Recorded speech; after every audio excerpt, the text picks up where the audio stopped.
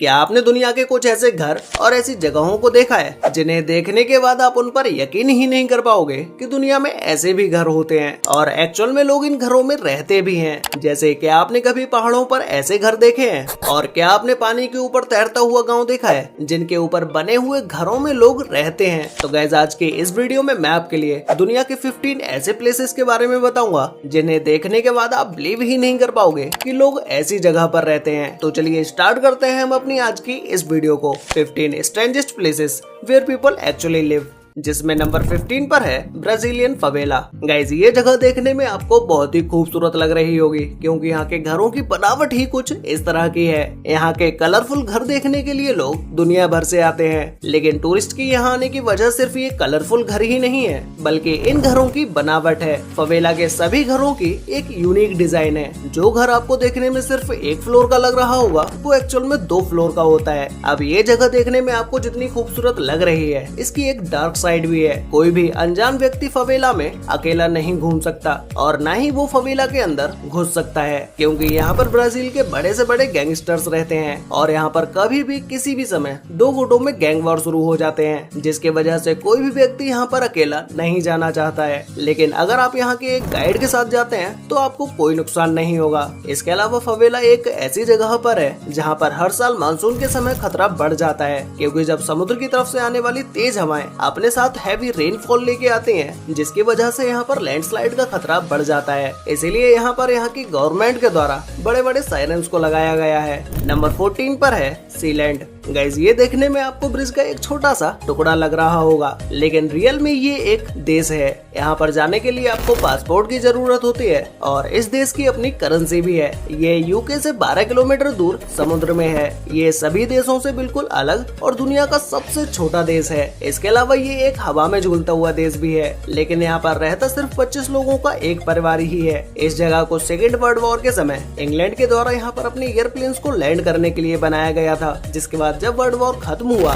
तो इस ब्रिज का सिर्फ इतना ही हिस्सा रह गया। तो 1960 में एक रॉय बैट्स नाम के व्यक्ति ने इस जगह को अपने कब्जे में ले लिया और उसने इस जगह को अपना एक अलग देश ही घोषित कर दिया। लेकिन दुनिया का कोई भी देश इसे एक अलग देश नहीं मानता है। रॉय बैट्स अपनी पूरी फैमिली के साथ इस सीलैंड पर रहते हैं और ये खुद को यहाँ का प्रिंस बताते हैं। इस सीलैंड पर अगर आप घूमना चाहते हैं तो आपको पासपोर्ट की जरूरत होगी, जिसे रॉय बैट्स खुद इशू करते हैं। अगर आप यहाँ हेलीकॉप्टर से जाते हैं तो आपके लिए एक सेफ साइड रहेगी, लेकिन अगर आप यहाँ पर बोट से जाते हैं तो आपको इसके ऊपर चढ़ने में बहुत परेशानी आने वाली है, क्योंकि नीचे तो इतना गहरा समुद्र होता है और समुद्र के ऊपर चलने वाली तेज हवाएं भी होती हैं, जिसकी वजह से एक रस्सी की मदद से लटक कर ऊपर चढ़ना तो बहुत मुश्किल हो जाता है।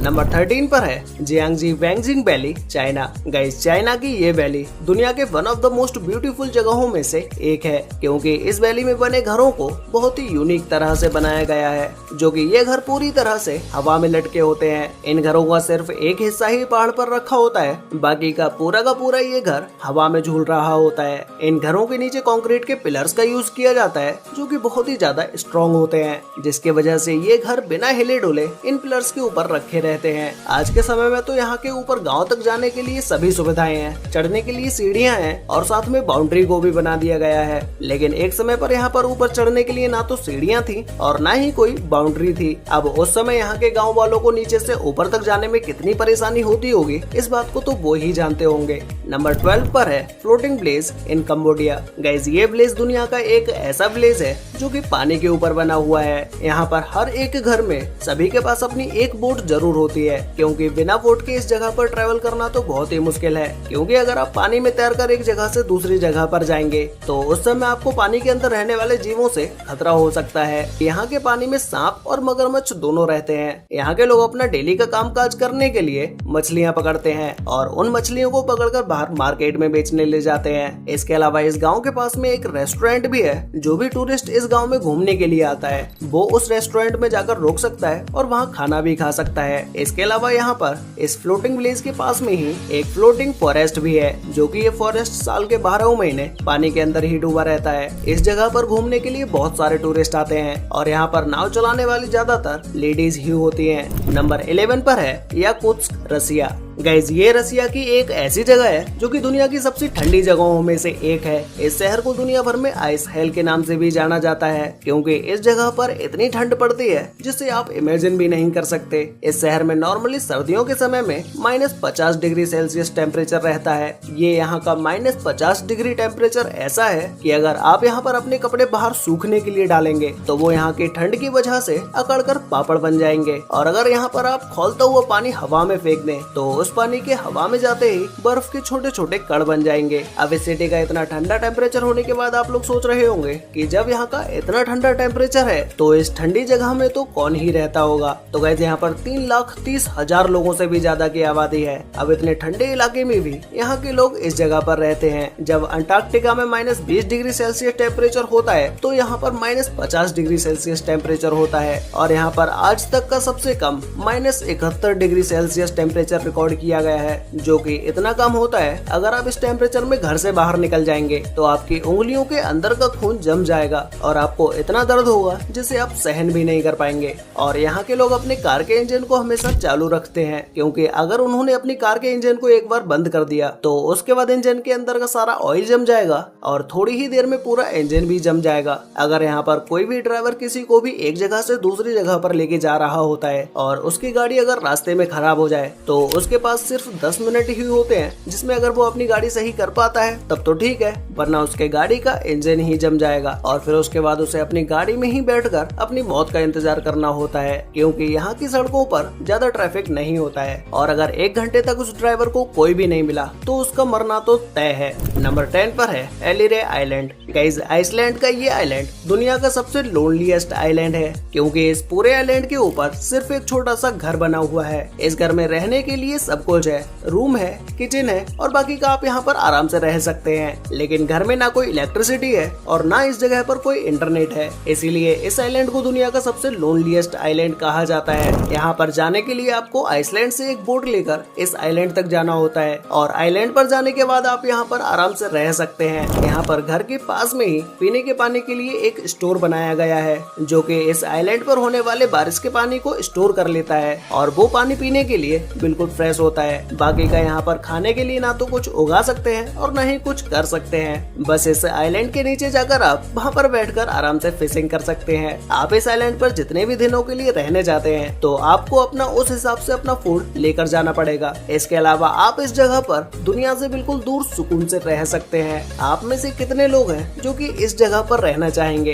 अगर मुझे इस जगह पर रहने का मौका मिला तो भाई मैं तो लंबे समय तक यहाँ पर रहना चाहूंगा। बाकी का आपकी क्या राय है वो मुझे नीचे कमेंट में जरूर बताना। नंबर 9 पर है चाइना क्लिफ विलेज। गाइस ये चाइना का एक ऐसा विलेज है जहाँ पर जाने से पहले आपकी रूह कांपने लगेगी, क्योंकि इस विलेज तक पहुँचने के लिए आपको इस तरह की लोहे की बनी सीढ़ियों का यूज करना पड़ेगा, जो कि आज के समय में तो यहाँ पर ये लोहे की सीढ़ियाँ हैं, लेकिन अब से 5 से 10 साल पहले यहाँ पर ऐसी सीढ़ियाँ बिल्कुल भी नहीं थी। इस गाँव के लोगों को अगर ऊपर से नीचे जाना होता या फिर नीचे से ऊपर जाना होता तो पहाड़ पर कुछ इस तरह के रास्ते बने हुए थे। ये कच्चे रास्ते यहाँ के इतने ज्यादा डेंजरस थे कि अगर आपका यहाँ पर जरा सा भी पैर फिसलता तो आप यहाँ पर कई मीटर नीचे गहरी खाई में जा गिरते। इस गांव के लोग पहाड़ के ऊपर ही अपनी भेड़ पालते हैं और वहीं पर ही अपनी गेहूं और चावल की फसल उगाते हैं। नंबर 8 पर है फ्रीडम कोव। गाइज ये एक आर्टिफिशियल आइलैंड है जो कि कनाडा के क्लियोकॉट साउंड के पास सरू की खाड़ी में स्थित है। ये खूबसूरत आर्टिफिशियल आइलैंड इस आइलैंड के ऊपर रहने वाले एक कपल ने बनाया है,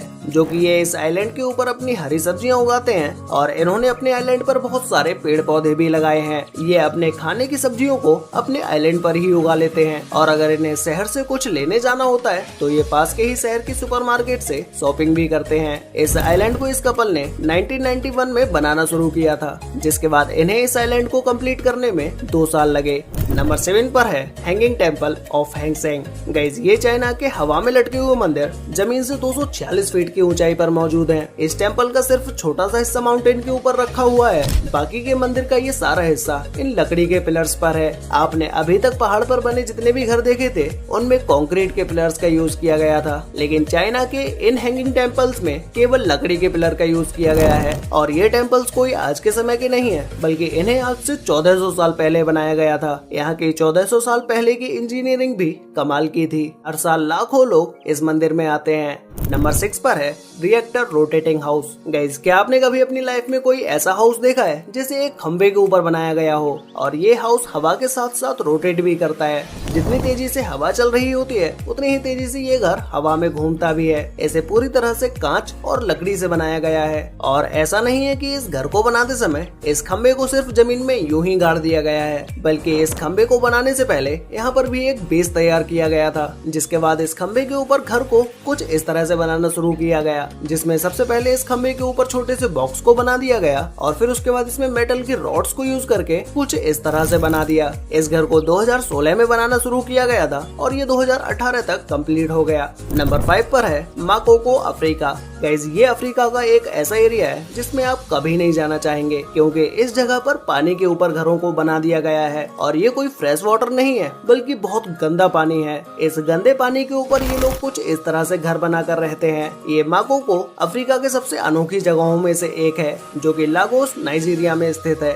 और इन झोपड़ियों को देखने के बाद आप ये मत समझ लेना कि यहाँ पर ज्यादा लोग नहीं रहते होंगे। इस छोटी सी जगह में लाखों लोग इस जगह पर रहते हैं, जो कि यहाँ पर अपना काम करने के लिए बोट से जाकर मछलियाँ पकड़ते हैं। और इसके अलावा यहाँ पर बच्चों को पढ़ने के लिए ना तो कोई स्कूल है और ना ही कोई हॉस्पिटल है। अगर किसी का स्वास्थ्य खराब भी हो जाता है तो उसे सही कराने के लिए सिटी के हॉस्पिटल में लेकर जाना पड़ता है और यहाँ पर इस गंदे पानी की वजह से ज्यादातर लोग बीमार होते ही रहते हैं। नंबर 4 पर है ड्रीना रिवर हाउस। गाइस, इस हाउस को देखने के बाद आप में से शायद ही कोई होगा जो इस जगह पर नहीं जाना चाहेगा। ये हाउस एक ऐसी जगह पर है जिसकी चारों तरफ नदी बहती रहती है। इस हाउस को यहाँ पर टूरिस्ट को अट्रैक्ट करने के लिए बनाया गया था, क्योंकि इस नदी में बहुत से टूरिस्ट यहाँ पर स्विमिंग करने के लिए आते हैं और स्विमिंग करते करते जब वो थक जाते हैं तो वो इस घर में जाकर आराम कर सकते हैं। शुरुआत में यहाँ पर सिर्फ एक ही हाउस को बनाया गया था, लेकिन जैसे जैसे यहाँ पर टूरिस्ट की संख्या बढ़ती गई वैसे वैसे यहाँ पर इन हाउसेस की संख्या भी बढ़ा दी गई। कई बार तो ये घर इस नदी के पानी में बह के भी जा चुका है,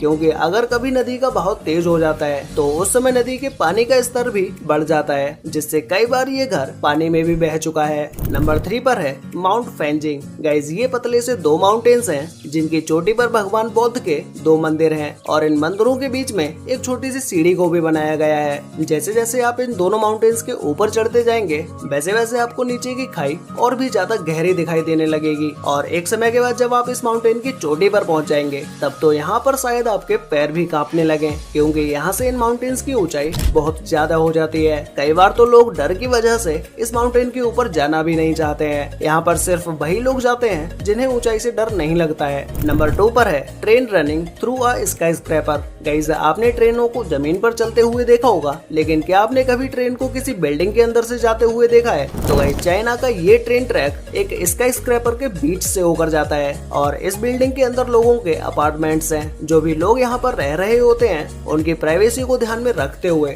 जब ये ट्रेन इस स्काई स्क्रैपर के बीच से होकर जाती है तो इस ट्रेन के सभी शीशे ऑटोमेटिकली ब्लर हो जाते हैं, जिससे कि आप बिल्डिंग के अंदर की चीजें ना देख पाएं। और जैसे ही ये ट्रेन इस बिल्डिंग से बाहर आती है तो ये शीशे वापस से नॉर्मल हो जाते हैं। तो गाइस, फाइनली अब बात करते हैं नंबर 1 के बारे में, जिसमें नंबर 1 पर है टुवालू आइलैंड। गाइस, ये एक लंबे से आइलैंड से बनी एक कंट्री है जिसके चारों तरफ समुद्र का पानी है।